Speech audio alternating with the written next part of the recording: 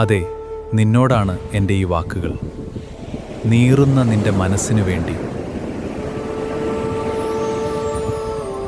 നിന്റെ ജീവിതത്തിൽ നീ എല്ലാവരെയും ഒരുപോലെ ചേർത്ത് നിർത്തി. എന്നാൽ അവരാകട്ടെ അവരുടെ നേട്ടങ്ങൾക്ക് വേണ്ടി മാത്രമാണ് നിന്നോട് ചേർന്ന് നിന്നത്. അതുകൊണ്ട് നിന്നെ വേണ്ടാത്തവർക്കു വേണ്ടി നിന്റെ മനസ്സിനെ വേദനിപ്പിക്കരുത്. കാരണം അവർക്ക് നിന്റെ സാന്നിധ്യത്തിൻ്റെ വിലയറിയില്ല. നീ എത്ര സ്നേഹം നൽകിയാലും അത് കാണാതെ പോകുന്ന ആളുകളുണ്ട്.